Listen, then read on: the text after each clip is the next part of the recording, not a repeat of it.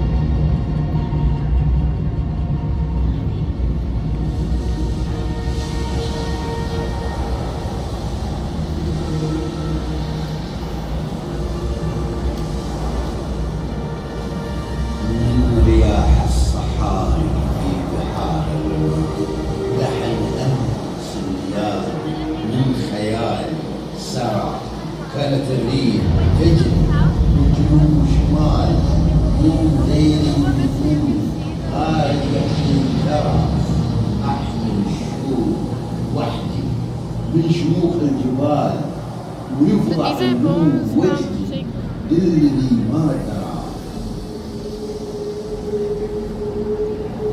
خبري يا ليالي عن صمود الرجال واذكريني وقولي بالذي قد جرى يا نجوم الثريا هل إليك ارتحال يمكن أشوف فوقك بعض اسم الشرى يا صراع أهل شعبي وأهل شعبي مثال في الصبر والبطولة مجد سطر.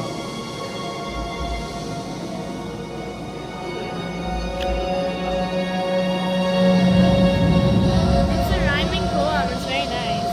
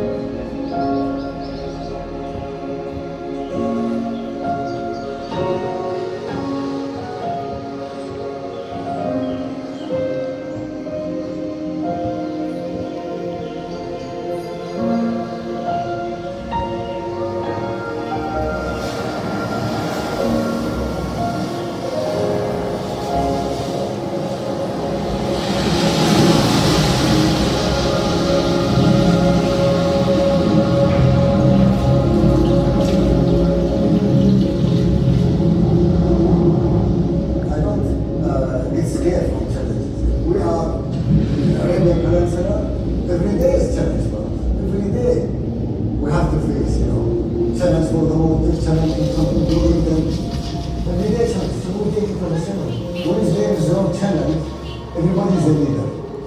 Where is the difficult challenge? Some will come through.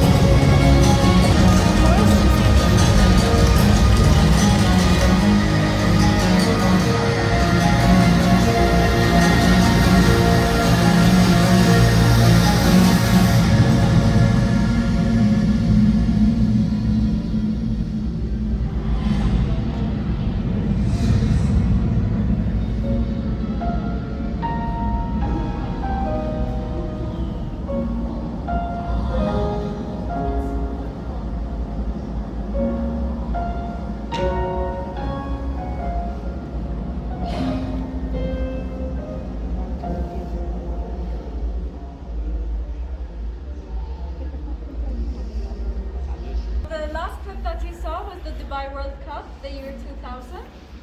And the two men that one of them he carried and the two other men, they are Sheikh Mohammed's brothers who also passed away. So this chapter discusses three of the most important things dearest to him. So in the poetry, you heard Sheikh Mohammed mention the struggles of his people.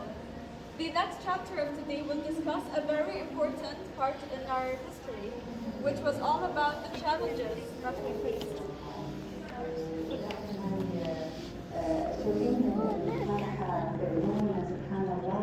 Please make way for the rest to join. Sure. So this chapter is all about pearl diving. As you can see above you, it was no easy task. This was our main industry up until the 1960s. They used to tie heavy rocks to their feet, plunge to the bottom of the ocean, hold their breaths for up to 2 minutes in hopes to find a pearl if they were lucky. That meant that they could feed their family for the rest of God knows how long. Sheikh Mohammed was no different. Although Crown Prince at the time, his father ordered that he joins the pearl diving crew to see the harsh conditions and the reality of his people. It was this experience that taught him exactly the importance of having a diverse economy. Interesting fact is that Dubai was mentioned as early as the year 1440 by a merchant who came all the way from Venice. He described Dubai as a place where people lived in little huts made of straw and dived for pearls and ate fish all day. I wish this merchant was alive today to see us here gathered in Expo. Interesting fact, my great-grandfather actually drew the map of the pearl diving map of Dubai to help divers who lost their lives. That's great. And today I'm talking about it here, so truly interesting the way life works. So people don't really come to Dubai just for the tall buildings. You can find that about anywhere in the world. They come here because we are open to the different cultures, mindsets, religions, or lack of them. I think that's the importance of life. Exactly. The final chapter of today, The Journey Continues, talks about the journey that Dubai took from an old outpost by the creek into the city that we all call home. If you can please surround the pin table, but I please ask you to not touch the pin table. Please do not lean against it, as the blocks will start moving. Also, please tuck away any loose items that might get caught in the blocks. The people you see in the screens around you are all people who will share their experiences of Dubai and its leaders. They have all, in some way or another, contributed to Dubai's success. Isabel bin Hol is a British lady who married an Emirati man, and her son today is the ambassador of the UK here in Dubai. The rest are artists, teachers, astronauts, and pilots. السلام عليكم مرحبا نحن دبي.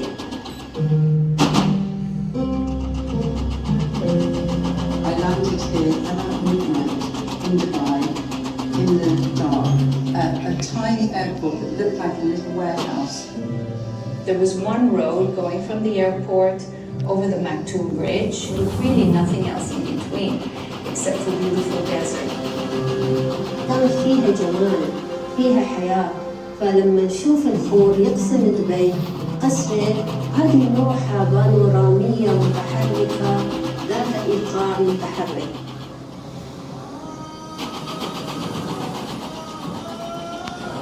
هذا الخور إذا من المعروف وهو يعتبر السلام الأساسي منذ القدم للإمارة دبي. مرة التجارة وزاد الخير وانتبع بالبلاد وانفعت. فنقول يعني الإمارة دبي ما كانت بس قايمة على تجارة الفلوس، حتى على تجارة اللؤلؤ. فهم سوت أمور الحمد لله.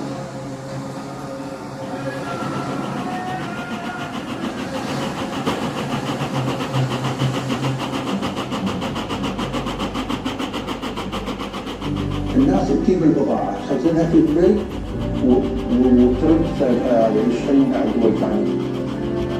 زاد الضغط علينا، الخور ما عاد يتصل.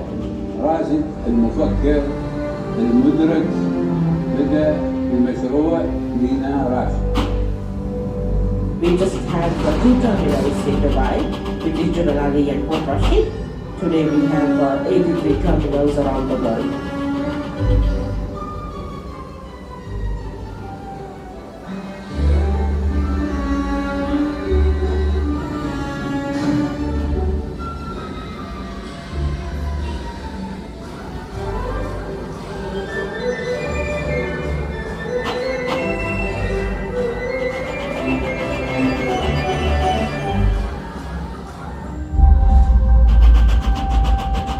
Were in what felt like a desert are now part of a full city.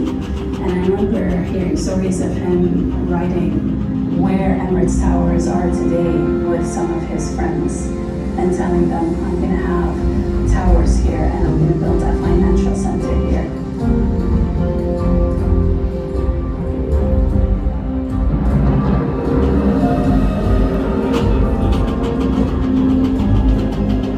Our mandate from the very beginning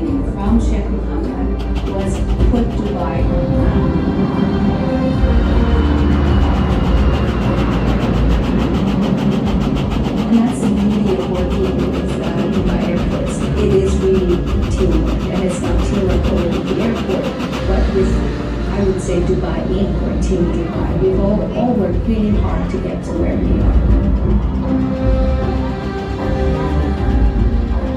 They saw the need for taller buildings, they saw the need for connectivity, even the metro. They saw that back in the early 90s and the need to create an infrastructure, transportation infrastructure in the city that will accommodate the growth of the city.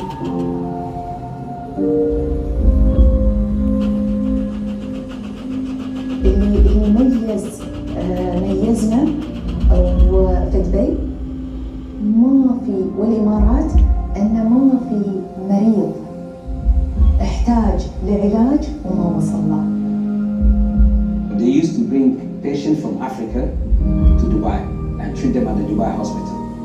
So they started bringing families and helping them. So at some point His Highness said, let's just go to them instead of bringing them so we can do more. So that was the story behind Dubai, how we started going international. هاي الدولة ويعني بعمر صغير احنا قفزنا قفزات في كل المجالات ولله الحمد. Education is available to all the people of Dubai and the Emirates as good as it humanly could be. Is more of solution providers where they are training the children to be global leaders, problem solvers, innovators, and so much more. دبي أخذت منها كل شيء في الدنيا، أخذت منها لون البحر، أخذت منها إيقاع البحر، أخذت منها إيقاع البشر، أخذت منها الجمال، جمال البيئة، روح البيئة. The very diverse social fabric that represents the city provides an inspiration for us as creatives. دبي زاخرة بأنواع من الثقافات. دبي هي حاضنة للفن والإبداع. There are many stories in one, but what ultimately brings them together is an unshakable determination as well as ambition. فيها كل الجنسيات وكل العقليات وكل الباك جراوندز موجودة وبيتعلموا يعيشوا ويتعايشوا مع بعض بطريقة أورجانيك حلوة ورائعة. If I was to write a book about the future of Dubai, it would be a city that continues to attract some of the brightest and most creative minds from all around the world to call this very ambitious city home. أحس بيكون عندنا سيارة تطير وبنايات تطير وبعد أشياء إن ننتقل بسرعة بس 5 minutes هذا أشياء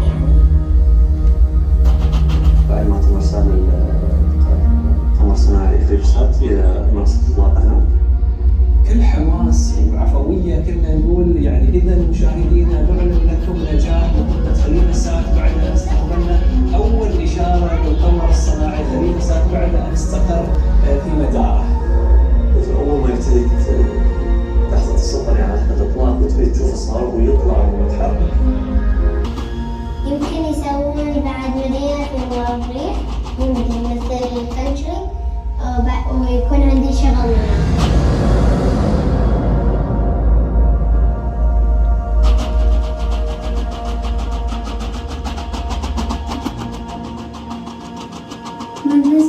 الشيخ محمد. الشيخ محمد يعني وايد يحب الأطفال ودائما هاي تشوفين الفرحة في عيونه سبحان الله والأمل. كان ينزل الشيخ راشد يقعد على دشك خشب كبير. Super. Very impressive. We're just to the end of our journey here today. But the story of Dubai is a story with no ending. My favorite part personally is when they talked about Sheikh Mohammed being a teenager, riding the horses in the desert and saying one day there's going to be a financial center right there. So I ask you all, if you're going to take one thing from us today, if you have a vision or a goal, envision it and bring it to life. I wish you all the best. Thank you. Thank you. Thank you so much. For those of you who want their passport,